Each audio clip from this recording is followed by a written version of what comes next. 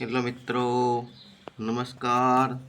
શ્રી સિદ્ધિવિનાયક ગુજરાતી જ્યોતિષમાં આપનું હાર્દિક સ્વાગત છે. આજનો વિષય છે સુદર્શન ચક્ર કુંડળી. જો મિત્રો, જ્યારે જન્મ કુંડળી, ચંદ્ર કુંડળી અને સૂર્ય કુંડળી એક સાથે જોવામાં આવે એને કહેવાય છે સુદર્શન ચક્ર કુંડળી પદ્ધતિ. જ્યોતિષમાં જન્મ કુંડળી, ચંદ્ર કુંડળી અને સૂર્ય કુંડળીનું વિશેષ મહત્ત્વ રહેલું છે. જ્યોતિષશાસ્ત્રમાં કહેવામાં આવ્યું છે કે જ્યારે જન્મ કુંડળી જુઓ એની સાથે ચંદ્ર કુંડળી અને સૂર્ય કુંડળી પણ અચૂક જુઓ. તો આજે આપણે સુદર્શન ચક્ર કુંડળી પદ્ધતિ વિશે જાણીશું. જેવી રીતે વિષ્ણુ ભગવાન હાથમાં સુદર્શન ચક્ર છે એવી રીતે પણ આ જ્યોતિષમાં ત્રણ કુંડળીઓને એક સાથે જ્યારે જોવામાં આવે એને કહેવાય છે સુદર્શન ચક્ર કુંડળી. તો મિત્રો, આજની તારીખ છે 1/6/2024. તો આજના જ ગ્રહો મેં કુંડળીઓમાં મૂકેલા છે. આજે જે ગ્રહો જે રાશિઓમાં ગોચર કરે છે એ પ્રમાણે ગ્રહો મૂકવામાં આવ્યા છે. તો જન્મ કુંડળીમાં સિંહ લગ્ન બને છે. અંદરનું જે પ્રથમ ખાનું દેખાય છે એને કહેવાય છે જન્મ કુંડળી કે લગ્ન કુંડળી. આ પ્રથમ જે ખાનું છે એ જન્મ કુંડળીના ગ્રહો છે. પણ ચંદ્ર જે લખવામાં આવ્યો છે એનું જે ખાના બને છે એને કહેવાય છે ચંદ્ર કુંડળી. અને ઉપરના ભાગમાં સૂર્ય જે ભાવમાં લખવામાં આવ્યા છે એને કહેવાય છે સૂર્ય કુંડળી. તો પ્રથમ ભાવમાં લગ્નમાં સિંહ રાશિ આવે છે. ચંદ્રદેવ છે એ મીન રાશિમાં ગોચર કરે છે, તો ચંદ્ર કુંડળી બને છે મીન રાશિની. સૂર્યદેવ છે એ વૃષભ રાશિમાં ગોચર કરે છે, તો સૂર્ય કુંડળી વૃષભ લગ્નની બને છે. તો મિત્રો, જન્મ કુંડળીમાં પ્રથમ ભાવમાં સિંહ લગ્ન આવતું હોવાથી સિંહ રાશિમાં કોઈ પણ ગ્રહો ગોચર કરતા નથી. બીજા ભાવમાં કન્યા રાશિમાં કેતુદેવ, ત્રીજા, ચોથા, 5 અને 6 ભાવ ખાલી ભાવ છે. 7મા ભાવમાં શનિદેવ ગોચર કરે છે સ્વગૃહી થઈને. 8મા ભાવમાં મીન રાશિમાં ચંદ્ર, મંગળ અને રાહુદેવ ગોચર કરે છે. 9મો ભાવ ખાલી છે, જ્યારે 10મા ભાવમાં બુધ, ગુરુ, શુક્ર અને સૂર્યદેવ ગોચર કરે છે. 11 ભાવ અને 12મા ભાવ ખાલી છે. આવી રીતે જન્મ કુંડળી બને છે. હવે ચંદ્ર કુંડળી જોઈએ. ચંદ્રદેવ મીન રાશિમાં છે, તો ચંદ્ર કુંડળીમાં ચંદ્ર સાથે મંગળ અને રાહુદેવ 2 ગ્રહો ગોચર કરે છે. ચંદ્ર કુંડળીથી બીજા ભાવમાં કોઈ ગ્રહ ગોચર કરતા નથી. ત્રીજા ભાવમાં બુધ, ગુરુ, શુક્ર અને સૂર્યદેવ ગોચર કરે છે. 4, 5, 6 ભાવ ખાલી છે, જે 7મા ભાવમાં કેતુદેવ ગોચર કરે છે. 8, 9, 10 અને 11મો ભાવ ખાલી છે, જ્યારે 12મા ભાવમાં શનિદેવ ગોચર કરે છે. સૂર્ય કુંડળીમાં સૂર્યદેવ સાથે બુધ, ગુરુ અને શુક્રદેવ ગોચર કરે છે. સૂર્ય કુંડળીથી 2, બીજા ભાવ, ત્રીજા, ચોથા ભાવ ખાલી છે, ત્યારે 6ઠ્ઠા ભાવમાં કેતુદેવ ગોચર કરે છે. સૂર્ય કુંડળીથી 1, 2, 3, 4, 5મા ભાવમાં કેતુદેવ ગોચર કરે છે.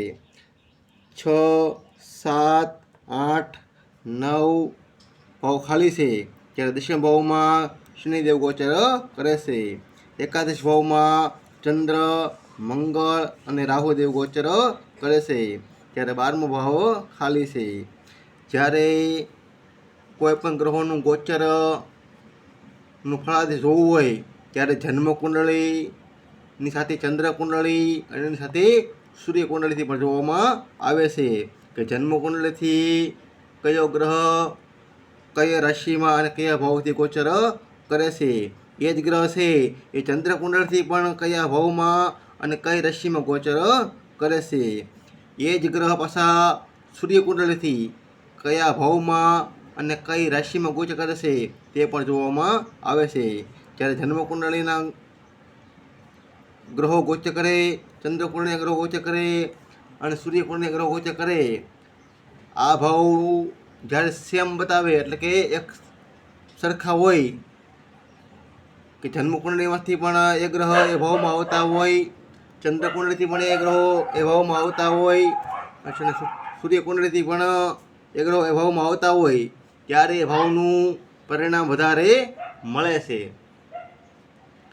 જો મિત્રો સુદર્શન ચક્ર પદ્ધતિના હિસાબથી કોઈ પણનું વર્ષ કેવું થશે તે પણ જાણી શકાય છે. તેના માટે પ્રથમ ભાવ છે એને પ્રથમ વર્ષે ગણવામાં આવે છે. તો પ્રથમ ભાવને પ્રથમ વર્ષ ગણી ત્યાર પછી બીજો ભાવ, બીજું વર્ષ, આ ત્રીજું, આ ચોથું, આ પાંચમું, 6, 7, 8, 9, 10, 11 અને 12, અહીંયા 12 વર્ષ પૂરા થાય છે. જ્યારે 13મું વર્ષ પાછું પ્રથમ ભાવથી શરૂ થાય છે. 13, 14, 15 આવી રીતે સાયકલ ચાલે છે. તો જ્યારે પણ કોઈ પણ વ્યક્તિનું કેવું વર્ષ જશે તે જાણવું હોય તો સુદર્શન ચક્ર કુંડળીની આધારે જાણી શકાય છે. માની લો કે આનું 10મું વર્ષ છે એ કેવું જશે તે જાણવા માટે દશમ ભાવમાં બુધ, ગુરુ, શુક્ર અને સૂર્યદેવ ગોચર કરે છે. જન્મકુંડળીમાં લગ્નેશ બને છે સૂર્યદેવ, એ દશમ ભાવમાં ગોચર કરે છે અને દશમ ભાવમાં સૂર્યદેવ બળવાન બને છે અને શુક્રદેવ પણ સ્વગૃહી છે અને બે શુભ ગ્રહો પણ દશમ ભાવમાં ગોચર કરે છે. ચંદ્રકુંડળીમાં પણ દશમ ભાવમાં કોઈ ગ્રહ નથી પણ એ ભાવનો અધિપતિ છે એ પણ ગુરુ બને છે અને એ પણ બુધ અને શુક્રદેવ સાથે બે શુભ ગ્રહો સાથે ગોચર કરે છે. જ્યારે સૂર્યકુંડળીથી શનિદેવ દશમ ભાવમાં ગોચર કરે છે અને શનિદેવ સ્વગૃહી છે અને યોગકારક પણ થાય છે. તો આપણે કહી શકીએ છીએ કે આ જાતકનું 10મું વર્ષ છે એ ખૂબ જ સારું જશે. ત્યાર પછીના જે સાયકલમાં જે વર્ષે આવતા હોય એ રિપીટ થાય ત્યારે પાછું એ વર્ષે વધારે સારું જાય છે. અને વધારે માહિતી આપણને મહાદશા, અંતરદશા અને ગોચરના ગ્રહો દ્વારા વધારે જાણી શકીએ છીએ. જ્યોતિષની અંદર સુદર્શન ચક્ર કુંડળી પદ્ધતિ ખૂબ જ મહત્વની છે. જેવી રીતે ભગવાન વિષ્ણુ ભગવાનનું સુદર્શન ચક્ર અચૂક રહે હોય છે એવી રીતે જ્યોતિષમાં પણ આ ત્રણેય કુંડળીનું ફળ અચૂક રહે છે. જો મિત્રો તમારે ગુજરાતી જ્યોતિષ વિશે વધારે જાણવું હોય તો મારી શ્રી સિદ્ધિ વિનાયક જ્યોતિષને સબસ્ક્રાઈબ કરી શકો છો. તેમજ તમારે કુંડળી વિશે કોઈ પ્રશ્ન હોય, કુંડળી બનાવી હોય કે બતાવી હોય તો મને મારા મોબાઈલ નંબર પર કોન્ટેક કરી શકો છો. મારો મોબાઈલ નંબર છે 9724363724. તેમજ મિત્રો વિડીયો પસંદ આવે તો તેને લાઈક, શેર અને ચેનલને સબસ્ક્રાઈબ કરી શકો છો. નમસ્કાર મિત્રો.